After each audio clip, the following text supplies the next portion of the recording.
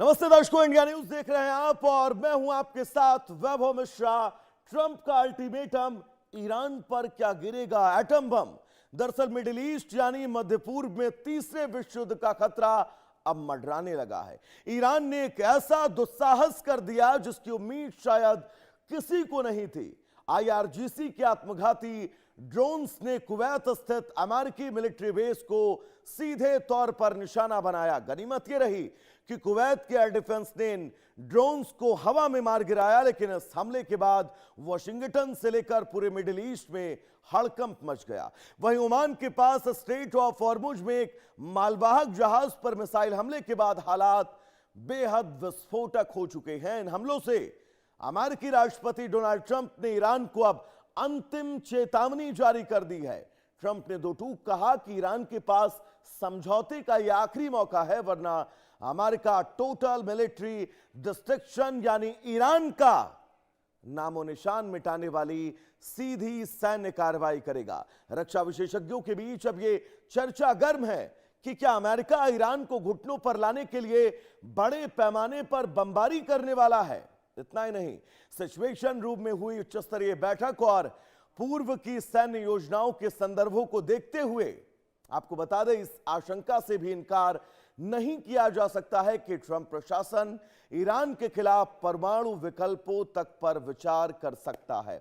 दूसरी तरफ अमेरिका के कड़े रुख के बावजूद ईरान झुकने को तैयार नहीं है। ईरान के विदेश मंत्रालय ने अमेरिका से किसी भी तरह की सीधी बातचीत से स्पष्ट मना कर दिया। वहीं ईरानी सांसदों ने धमकी दी है कि अगर अमेरिका ने एक भी बम गिराया तो पूरे मिडिल ईस्ट में फैले अमेरिकी ठिकानों को शमशान बना दिया जाएगा और सऊदी व यूएई के तेल कुओं में आग लगा दी जाएगी।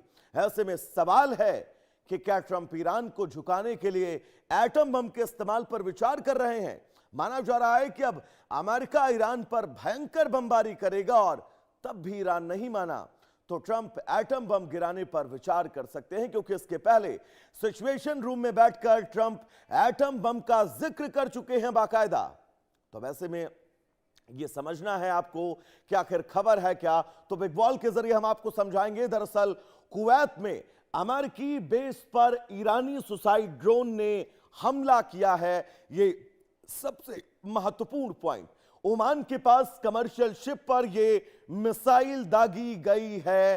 तीसरे पॉइंट की अगर मैं आपसे बात करूं तो ट्रंप की सख्त चेतावनी, ईरान के पास डील का अब यह अंतिम मौका है। अगर वो डील करना चाहता है तो अमेरिकी राष्ट्रपति ने टोटल मिलिट्री डिस्ट्रक्शंस का अल्टीमेटम तक दे डाला है ईरान को। भयंकर अमेरिकी बमबारी और एटम बम के विकल्प पर भी चर्चा की जा रही है। बहुत बड़ी खबर ये दोस्तों, ईरान का अमेरिका से सीधी बातचीत करने से बिल्कुल स्पष्ट बना है कि वो 1-to-1 बातचीत नहीं करने वाला है। ईरान की धमकी, हमला हुआ तो अमेरिकी ठिकाने खाड़ी देशों में जितने हैं वो तबाह कर दिए जाएंगे। सऊदी अरब और यूएई के तेल कुओं को जलाने तक का अल्टीमेटम ईरान की तरफ से दे दिया गया है। तो हमारे साथ मेहमान जुड़े हुए हैं, लेफ्टिनेंट कर्नल एस सोडी जी हैं, डिफेंस एक्सपर्ट हैं। बहुत स्वागत है सर आपका इंडिया न्यूज पर। मल्लिका पांडे जी हैं, विदेश मामलों की जानकार हैं। मल्लिका जी, आपका भी बहुत बहुत स्वागत है इंडिया न्यूज पर। सोडी साहब, मैं आपसे ही शुरुआत करना चाहूंगा क्योंकि डोनाल्ड ट्रंप, क्या अब यह माना जा सकता है आने वाले वक्त में एटम बम का भी इस्तेमाल कर सकते हैं इन परिस्थितियों में? पूरे विस्तार से आपका अनुभव क्या कहता है, बताइएगा। जय हिंद वैभव जी। जय हिंद सर। ये मेरा सौभाग्य कि मैं आपके न्यूज चैनल पर हूं और विख्यात को पैलेस के साथ हूं। धन्यवाद सर। वैभव जी, अगर आपने ये प्रश्न मुझसे जनवरी 2025 से पहले पूछा होता तो मैं कॉन्फिडेंट होकर इसका जवाब ना देता जी। लेकिन 20 जनवरी 2025 को जब डोनाल्ड ट्रंप ने अमेरिकी राष्ट्रपति की दोबारा शपथ ली, उसके बाद ये प्रश्न का जवाब साफ होता है कि डोनाल्ड ट्रंप के कार्यकाल में कुछ भी हो सकता है। अमेरिका परमाणु बम का इस्तेमाल भी कर सकता है ईरान में, क्योंकि इस वक्त पूरी दुनिया जान चुकी है, अमेरिकी आवाम जान चुकी है, नाटो के देश जान चुके हैं, यहां तक इजराइल जान चुका है कि यह युद्ध ईरान जीत चुका है और अमेरिका और इजराइल की शिकस्त हो चुकी है।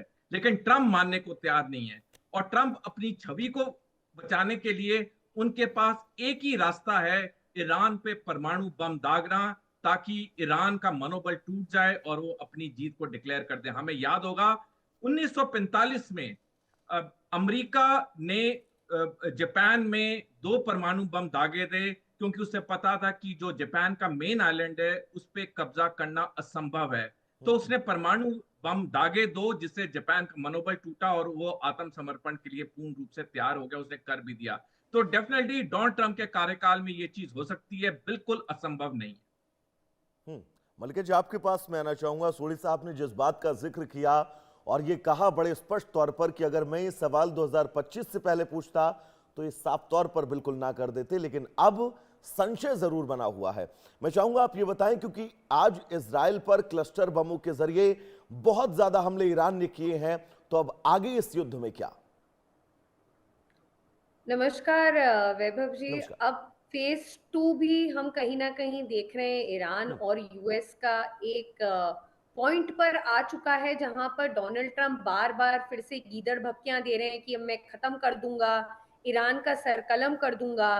बट बैकग्राउंड में हम देख रहे हैं कि बातचीत आज भी चल रही है। ईरान बार बार यही चीज बोल रहा है कि आप यूएस प्रेशर जरूर लगा सकता है, जियोपॉलिटिकल ऑर्डर बदलने की कोशिश कर सकता है, बट ईरान की ज्योग्राफी नहीं बदल सकता। स्ट्रेट ऑफ हॉर्मुज ईरान के पास ही रहेगा। और इसमें एक बड़ा डेवलपमेंट ये हुआ है कि ईरान और ओमान की बातचीत चालू हो चुकी है। बैकड्रॉप में ईरान और ओमान साथ में रहना चाह रहे हैं, और जो उनके फॉरेन मिनिस्टर है ईरान के बार बार ये फोकस कर रहे हैं कि state of Hormuz pre war situation में कभी नहीं आएगा।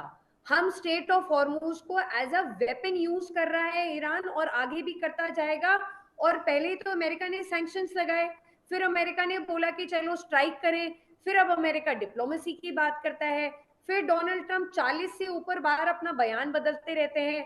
हर सुबह वैभव जी हम ये डिस्कस करते हैं बहुत बार आपके चैनल में भी कि कैसे डोनाल्ड ट्रंप हर सुबह उठ के एक नया बयान देते हैं। कभी वो बोलते हैं डील स्ट्राइक कर रहा हूं, फिर वो बोलते हैं नहीं सऊदी अरेबिया और यूएई मेरे पास है, इससे मैं इनको लास्ट चांस दे रहा हूँ, फिर वो बोलते हैं सिविलाइजेशन खत्म कर रहा हूँ, कभी वो बोलते हैं मैं ईरान के लोगों के साथ खड़ा हूँ।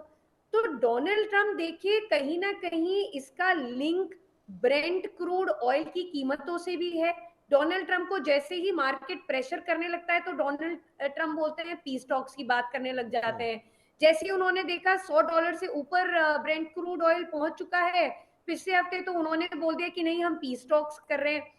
तो एक बहुत ही कंफ्यूजिंग स्टेट आ चुकी है कहीं ना कहीं वैभव जी। डोनाल्ड ट्रंप डिसाइड नहीं कर पा रहे हैं कि आखिर करना है क्या है, क्योंकि ईरान को अब वो मिडिल ईस्ट में इग्नोर नहीं कर सकते हैं। बिल्कुल। उनको ये समझ में आ चुका है कि मिडिल ईस्ट की पॉलिटिक्स में ईरान को ना आप प्रेशर कर सकते हैं, ना आप इग्नोर कर सकते हैं, ना उसको वेनेजुला मान सकते हैं, ना उसको नेटो के देशों की तरह आप गीदड़ भपकियां देके अपनी बातें मनवा सकते हैं।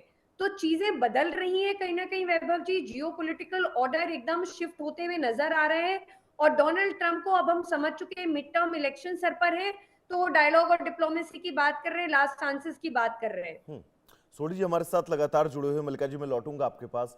सोढ़ी साहब, तो क्या ये मानकर चला जाए मिडिल ईस्ट में जिस दबदबे की, पश्चिमी एशिया में जिस दबदबे की अमेरिका कोशिश कर रहा था, वो अब बैकफुट पर है और उसके सामने कोई बहुत ज्यादा विकल्प बचते नहीं है इस युद्ध के बीच अपने दबदबे को बरकरार रखने के लिए? वैभव जी डेफिनेटली ऑलरेडी पिछले कुछ हफ्तों में अमेरिका ने मिडल ईस्ट में जो उसके 13 सैनिक अड्डे थे उसमें सैनिकों की कटौती शुरू कर दी है। और जिस तरह से ईरान कोई भी अमेरिकी सैनिक बेस को नहीं छोड़ रहा है मिडल ईस्ट में, चाहे पहले 40 दिन का युद्ध हुआ हो या अभी 17 दिन का दोबारा युद्ध हुआ हो, इससे एक साफ संदेश दे दिया गया अमेरिका को कि अमेरिका के सारे सैनिक अड्डे ईरान के रडार पे हैं। यहां तक कि खाड़ी के जितने देश हैं अब वो ईरान के साथ आस्ता आस्ता झुकने लगे हैं, ईरान के साथ दोबारा दोस्ती बनाने लगे हैं। बल्कि परसों की बात है कि ओमान और ईरान ने स्टेट ऑफ हॉर्मुज पे नियंत्रण के लिए एक डील ऑलमोस्ट फाइनलाइज कर दी है। ड्राफ्ट दोनों साइड से अप्रूव हो गया है, सिर्फ अभी हस्ताक्षर होने बाकी हैं, जिसमें हॉर्मुज के अंदर आने का रास्ता पे नियंत्रण ईरान का होगा, बाहर निकलने का रास्ता ओमान का होगा। दोनों देश उस पर शुल्क लेंगे या टोल फी लेंगे। तो डेफिनेटली अमेरिका की तो ये एक मैं कहूंगा बहुत बुरा एक तमाचा पड़ा है। और आज से 25 साल बाद वैभव जी जब इस वक्त का इतिहास लिखा जाएगा, 3 देश के नागरिक ट्रंप और नेतन्याहू को पूरी तरह जिम्मेवार ठहराएंगे अपने अपने दुख के लिए। अमेरिका, इजराइल और ताइवान। अमेरिका क्योंकि इस युद्ध से अमेरिका की महाशक्ति का पतन शुरू हो चुका है। इजराइल, क्योंकि आने वाले कुछ सालों में इजराइल के दो टुकड़े होंगे, जिसमें फिलिस्तीन आजाद देश के रूप में उभरेगा और तीसरा ताइवान, क्योंकि जितना सूर्य साहब, मिसाइलों का बहुत बहुत जखीरा महत्वपूर्ण बात आप कह रहे हैं। एक छोटा सा सवाल मैं मलिका जी से भी लेना चाहूंगा। इजराइल के भविष्य को, क्योंकि मिडिल ईस्ट का कैंसर ईरान उसको मानता है, आपको क्या लगता है कि आने वाले वक्त में इजराइल को बैकफुट पर ढकेल पाएगा? मलिका जी। बिल्कुल वैभव जी, ईरान 2500 साल पुरानी एक सभ्यता है, आज की सभ्यता नहीं है। जहां अमेरिका 250 साल पुराना है, वहां बिल्कुल 2500 साल पुराना ईरान है। तो कहीं ना कहीं ईरान ने कभी भी अब्राहम अकॉर्ड साइन नहीं किया, कभी भी इजराइल को सपोर्ट नहीं किया, हमेशा इजराइल की कड़ी निंदा की है। ना केवल ईरान, हमने देखा कि सऊदी अरेबिया ने भी हमेशा कभी भी रिकॉग्नाइज नहीं किया, और खाड़ी के कई अन्य देश हैं जिन्होंने कभी भी इजराइल को ना समर्थन दिया है और ना कभी भी अब्राहम अकॉर्ड में साइन किया है। बिल्कुल मलिका और जी, नहीं आने वाले अब वक्त और में भी वो देंगे नहीं, थोड़ा जाएगा। सा समय का अभाव है। मैं माफी के साथ आपको रोकना चाहूंगा। आप दोनों का बहुत बहुत शुक्रिया हमसे जुड़ने के लिए और इन तमाम जरूरी जानकारी को हमारे दर्शकों तक पहुंचाने के लिए।